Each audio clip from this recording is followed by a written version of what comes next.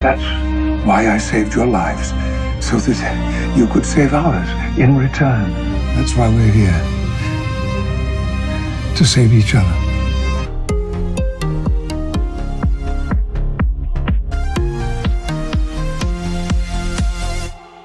I just got done watching Star Trek Picard, the season finale, episode 10, in Arcadia Ego 2, and I got a lot to say. Ended where it began, and I think it's probably a good idea for the Egotastic reviews of this series to end where it began, with a car time video. Let's go! Hey gang, I'm JP and welcome back to Egotastic FunTime. I just got done watching the finale of Star Trek Picard. It's, you guys, so many things that I predicted came true, but in ways that I did not expect, and so many things that I predicted did not come true, which was absolutely amazing. I've always been very good at predicting what's going to happen in different series. Very, very, very happy when things don't play out the way that I thought that they would. So happy so many things did not come true. We met Sutra last week. We got rid of her right off the bat. Every time we thought our attention was going to be directed towards another character or another story, the show said, no, this is about Picard. And that's what this entire season has been about Picard. I've been told months before this series even started how I was going to feel when I saw it, how I should feel when I saw the series. These are my old friends making some Star Trek. I'm going to give them a shot. I'm going to go in there fresh, and I'm so glad I did. I'm so glad I did not decide to hate this show, because then now I was let into something that was very special. This series has been the most beautiful Star Trek story ever told. You go back to any Star Trek, your favorite Star Trek, which is most Star Trek back in the day. That's my favorite Star Trek. This is the most beautiful, thoughtful Star Trek story ever told. Yes, I have said that. I can't watch this. I saw a lens flare. I was able to go onto this journey with Picard, with the new crew, who are all very interesting characters. Every time I predicted something like, I thought all these cameos, Riker, Seven, Hugh, I thought it was all going to be one and done, that they were going to bust them all out in the second or third episode, and then we're going to move on without them. No, all the characters were divvied out. They all had a special purpose. The opening theme sequence, the theme song sequence this week, they put right in there, guest starring Jonathan Frakes. I was like, damn it. Many of us predicted that Jonathan Frakes was going to show up back in uniform as the captain of a ship. He did that, but we figured he would. That would be nice, because he did mention in the Pente that he's still in active reserve, but he needs a really damn good reason to be brought out of retirement. And I was like, oh, okay, well, he's definitely going to show up at the end of the series, at the end of the season, to help Picard out, which he did. I would have preferred to have been surprised, to not know until that moment. But as soon as the Federation showed up, which, yes, the Federation showed up, we were worried that this was not the Star Trek universe. This is exactly the Star Trek universe, utopian future. I said since the first episode that Picard, none of this matters if Picard doesn't fix the situation, if he does not fix what went wrong with the Federation, which the only thing that went wrong was they succumbed to fear, which they were meant to do. The Romulans set them up to do that. They succumbed to that fear, and they banned synthetics. They pulled out of the Romulan rescue mission, which apparently the Tal Shiar don't even care about the Romulan rescue mission. They just care about stopping whatever this synthetic higher being monster, the synth Kraken, from being activated and coming our way, which they were right about. None of this had to happen at all if the Romulans were just chilled out and be cool and found a better way, like Picard found a better way.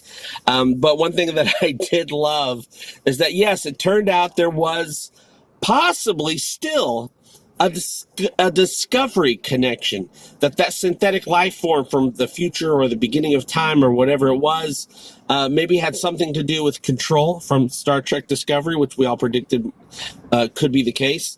And it possibly, we don't know for sure, but it could have been having something to do with Control. Soji had the communicator cracking the sky open, and that little, not little, but gigantic, horrible, evil, synthetic monster was coming out of I don't know, a wormhole or something like that. Because this show is so much better, living up to and honoring Star Trek than what Discovery did. The writers of this show said, no! This whole show is showcasing how we can be the best versions of ourselves, which is what Star Trek has always done. But Soji shut that down because the writers of Star Trek Picard wanted to do better than Discovery. They said, no, Star Trek Discovery, control AI monster. You get out of this universe of mine. You are not welcome here. The ending, it was so satisfying. I was very generous with my predictions of this show, the way I thought things were going to play out. And, you know, some people would be like the most negative predictions, not bad predictions, but negative predictions. I'd have positive predictions that also could be a little bit negative. I had some great predictions of how this was going to play out, and they beat me. The writers beat me in every way. It would have been an awesome story if Alton ended up being Lore in disguise. He did not end up being Lore in disguise. Lore's story has been told. Sutra, I thought was going to be this big to-do. Knocked her out because she's a dumb S-word. Synthetic. She's a dumb synthetic. You can say that. They lifted the ban on synthetic. The spirit of Lore was always in this series, underlying there a little bit. And Sutra really came out and was the embodiment of that, of that Lore's essence, right? But we got rid of her. We got rid of the bad guys. The big evil, whatever it was supposed to be, gone. Data's story is over. This entire season started because of Data, honoring his legacy, making amends, Picard making amends with his own emotions, his own feelings, his own mortality. After he's dead, his mind, his consciousness was put into the same recreation that Data's memories were stored in. He actually gets to have this beautiful moment. They really get to talk it out. Exactly what's going on. Data's mind is existing in this recreation. He lives there, though I'd hardly call it living. They get to say to each other everything they ever wanted to say. And Picard and he says to Picard, "Hey, I've strived to be human. To be living forever here in this recreation is the exact opposite of that." Like I said in my previous review, I went on and on and on about it, about mortality. Life is only special. Damn it, you guys. My phone was overheating in the car because it was in the sun, so it stopped recording, so we're going to have to go back here to Ego HQ. Damn you, CBS! What the hell was I saying? Oh yeah, life is only special. It only has meaning if it has an end. He wanted to die. Of course, if I had to live an eternity in a colorless space purgatory, I'd want to be unplugged too. But we got to see Jean-Luc come to terms with his survivor's guilt and give Data the proper send-off that Nemesis never gave us. I love that they also chose to symbolize Data's death with him growing old and fading away back into the universe like the synthetic butterfly that he always was. This season was a love letter to Data, as well as a journey for Picard to find a reason to live again and to set off on a new adventure, being the very best version of himself, which is why we love him so much. He's the best version of ourselves. Since the first episode, we thought Jean-Luc Picard was back, but we were wrong. It is with the conclusion, the finale of this first season, that Picard is back and ready to boldly go toward whatever adventures await him and the crew of the La Sirena. I am utterly shocked that the series creators had the courage to not leave us hanging with this big cliffhanger. TNG, The Best of Both Worlds, was the worst cliffhanger I ever had to deal with in my life. I couldn't wait for the next season. It would have been perfectly acceptable for them to have a cliffhanger. I figured this series was being set up to go for 3 seasons. Okay, we know this, that they totally would do the cliffhanger thing to get us to the next season. I thought the entire series was going to be one serialized story. I am so happy that that is not true. The first season was a complete story with a satisfying ending. It was a beginning, really. Not only was it a satisfying ending, but it was a positive, hopeful ending, and that's what we really wanted. That's what I really wanted in this show. Jean-Luc, like a butterfly, has been renewed. Literally, he has a new synthetic body, which last week was an idea that I was not too fond of. I said if they give Picard the opportunity to have his mind transferred into that synth body, that we would hopefully say no. Picard wouldn't choose to save himself like that, but he wasn't given the choice, which is the only way that storyline would have worked out for me. Alton and Girardi did it right as well. The new Picard body is exactly like the old one, and it'll age just like he would have aged normally, except he doesn't have aromatic syndrome anymore. It's perfect. We do have some loose ends to tie up with the story, though. First off, you, CBS, for killing off Narissa. How dare you take her from me? There's no way the Zhat Vash are done with this, especially since the synthetics on Corellius do know how to build a communication device that will summon a giant monster that wants to kill all organics in the universe. The synths are now under Federation protection, thank goodness. The Federation is back to the way it should be, but that just means the Romulans are going to have to try harder to win next time. We know what happened to Narissa, those bastards, but where's Narek after all of this? I don't know if he's really learned anything from everything that's happened. Hopefully we'll find out next season. After the standoff between the badass Romulan fleet and the badass Federation fleet, Commodore O, or General O, whatever you want to call her, was allowed to leave. No!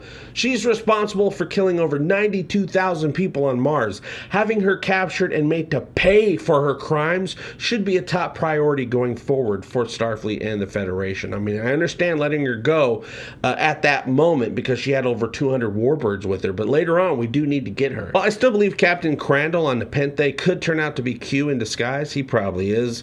Q was never mentioned or revealed in this series yet, which is probably a good idea at this point. I mean, don't blow your load all in one season. Save some of it for later on, but I do expect the Q continue to have some part of Picard's story in this series eventually. I'm absolutely fine with Lore not really showing up in this series because his story was already told in TNG, but I think it was a bit of a mistake to not at least reference him at some point. If you're going to reference B4, you have to reference Lore. I mean, it seemed like a careless omission to me. A huge surprise that I never predicted is that it would seem that Seven is now a permanent member of the La Sirena crew. We never saw that Borg sphere, though, which kind of pissed me off. She, like so many other characters in this series, has a newfound hope, and I'm happy she also took the time at the end of the episode to express her regret for killing B'Jayzl out of revenge. Being able to see the Picard maneuver put into action with the La Sirena was totally awesome. Also, I'm really liking the ship. Besides having this cool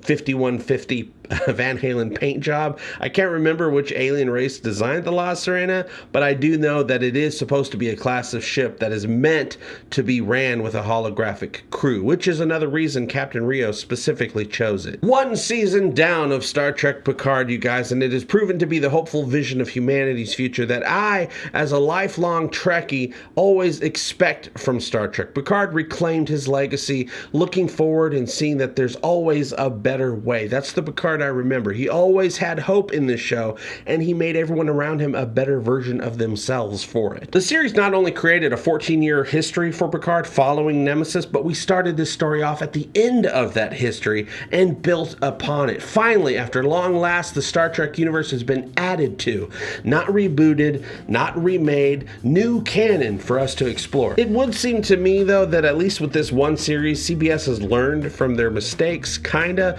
or just happened to get lucky and hired the right people to create a Star Trek series. I don't know.